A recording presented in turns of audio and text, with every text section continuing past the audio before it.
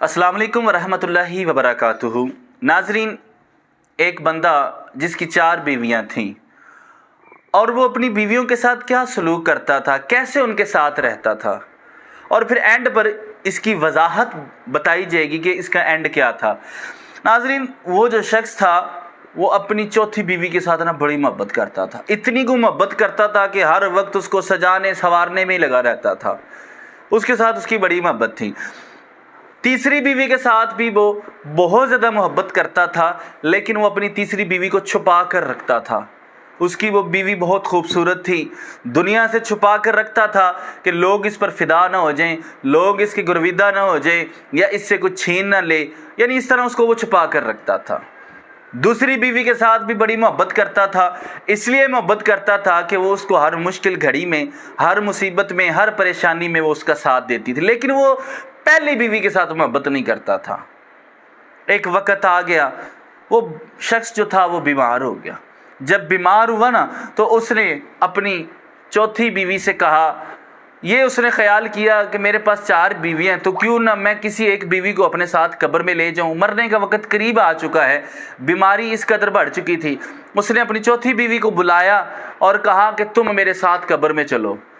चौथी बीवी ने तो साफ इनकार कर दिया, भाई मैंने नहीं जाना तुम्हारे साथ। अब तीसरी बीवी को बुलाया, जिसको वो छुपा कर रखता था, उसको कहा भी तुम मेरे साथ चलो, मैं तुम्हें छुपा कर रखता था, तुम्हारी हिफाजत करता था। उस बीवी ने कहा, भाई मैं तुम्हारे साथ बिल्कुल भी नहीं जाऊंगी, तुम मर जाओगे तो मैं बड़ी खूबसूरत हूँ, मेरे पास हर चीज़ है, मैं किसी और की हो जाऊंगी, मुझे कोई टेंशन नहीं है, मैंने तुम्हारे साथ नहीं जाना। अब दूसरी बीवी को बुलाया, जो उसकी हर मुश्किल मदद करती थी, जैसे भी उसके ऊपर कोई परेशानी टेंशन आ जाती थी वो उसकी मदद किया करती थी। उसको कहा भी तुम मेरे साथ चलो। उसने कहा, भाई बात यह है कि मैं कब्रिस्तान तक, कब्र तक तेरे साथ चली जाऊंगी, लेकिन आगे मैं भी नहीं जा सकती। वो बड़ा परेशान हुआ, परेशानी के आलम में बैठा था कि आवाज़ आई कहीं से कि तुम परेशान ना हो, तुम्हारे साथ मैं कब्र में जाऊंगी। वो पहली बीवी थी। वो क्या थी? वो पहली बीवी थी। अब वो बंदा बड़ा परेशान होकर बैठ गया कि मैंने सारी ज़िंदगी चौथी बीवी पर, तीसरी बीवी पर, दूसरी बीवी के ऊपर अपनी सर्फ कर दी। मैंने आज तक इस बीवी को पूछा नहीं था, इसका हाल मालूम नहीं किया था, लेकिन ये मेरी इतनी रफ़ीक है कि मेरे साथ कब्र में मेरे साथ जाना चाह रही है। मैंने इसका ख्याल रखा होता तो कितना अच्छा होता। अब नाजरीन, इसमें बड़ी ही काबिल गौर बात है, बड़ी ही मज़े की और हमारे लिए समझने वाली बातें हैं। ज़रूर समझिएगा और इसके ऊपर अमल भी कीजिएगा। अब जो उसकी चौथी बीवी थी ना, वो उसके अज़ा हैं, हमारे अज़ा हैं।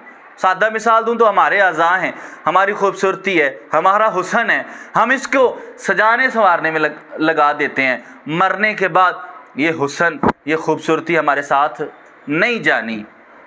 तीसरी जो बीवी थी उसकी, जिसको वो छुपा कर रखता था, वो उसकी दौलत थी। वो क्या थी? उसकी दौलत थी, उसकी जायदाद थी, उसका माल था, ये सब कुछ था जो उसने जमा किया था। इसको छुपा कर रखता था कि कहीं कोई छीन ना ले, कहीं कोई ले ना जाए। हज़रत गौस पाक रदी अल्लाह अन्हु का ये बड़ा ही प्यारा कौल है कि घर बना रहे हो, रहेगा कोई इसमें, हिसाब जाकर तुम दोगे। वो तीसरी बीवी उसकी क्या थी? उसका माल था, उसकी दौलत थी, जो जायदाद उसकी थी, उसको वो छुपा कर रखता था। कब्र में वो भी नहीं गई, हुस्न भी कब्र में नहीं गया, अज़ाब भी कब्र में नहीं जा रहे जिसको संवारते थे। अब दौलत, जायदाद, माल मनाल कुछ भी कब्र में नहीं जा रहा। अब जो दूसरी बीवी थी जिसने कहा कि मैं तुम्हारे साथ कब्र तक जाऊंगी, वो उसके रिश्तेदार हैं, हमारे रिश्तेदार हैं, जो हमारी मुश्किल में हमारे काम आते हैं। हम घर में कोई मुश्किल आ जाए, हमारे माँ बाप, बहन भाई, हमारे अजीज़ व अकारब हमारा साथ देते हैं।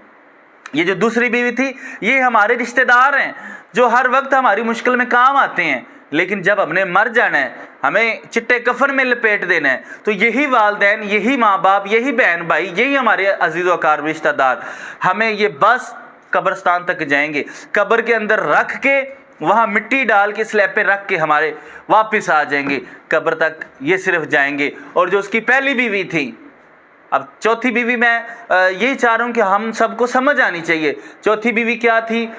उसके अज़ा थे, उसका हुस्न था, उसका जमाल था। तीसरी बीवी क्या थी? उसकी दौलत, उसकी जायदाद, उसका मालो मनाल था। दूसरी बीवी क्या थी?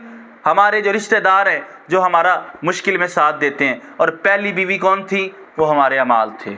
जिसने कहा कि तुम्हारे साथ कब्र में मैं जाऊंगी, वो हमारे अमाल हैं। जिसके ऊपर हम सारी ज़िंदगी तवज्जो नहीं देते, हम अपने हुस्न को सजाने में लगे हुए हैं, हम अपने कोशिश करते हैं अच्छे से अच्छा कपड़ा पहन लें, प्यारी सी जूती पहन लें, अच्छे से अच्छा जो है ना हम खाना खा लें, ये वो चीज़ें हम इसमें अपना टाइम गुजार देते हैं, लेकिन ये कब्र में नहीं जाना। हम कोशिश करते हैं कि ये भी जमा कर लें, वो भी जमा कर लें, घर में अच्छी से अच्छी अशिया ले लें, गाड़ी ले लें, कार ले लें, घर ले लें, बंगला ले लें, लेकिन कब्र में वो भी नहीं जाने। हमारे रिश्तेदार हैं दुनिया में रहकर वो हमारा साथ देते हैं, मरने के बाद कब्र तक वो जाएंगे। अब जो कब्र में जाने ना वो जस्ट अमाल है। नाज़रीन गौर करें, हमने अपने अमाल के ऊपर कितना को गौर किया है, हमने अपने अमाल को कितना को दुरुस्त किया है, कितना को सुथरा हमने अपने अमाल को रखा है, कितनी को नमाजें हमने पढ़ी हैं, कितने को रोज़े रखे हैं हमने, कितनी को ज़कात दी है हमने, कितने लोगों का दिल दुखाया है हमने। हमारे अंदर बहुत सारे लोग हैं ऐसे जो लोगों का दिल दुखाते हैं। दिल दुखाना को जो है ना वो आम बात नहीं है। ये बुजुर्गों का ये कौल है कि किसी मोमन का दिल दुखाना ऐसे है जैसे सच्चे मोमन का कत्ल करना हो। नाज़रीन देखिए हमने कितने लोगों का दिल दुखाया है। हमारे अमाल बिल्कुल भी ऐसे नहीं हैं। हमारे सामने लोग मर जाते हैं, हमें फिर भी जो है ना वो एहसास नहीं होता।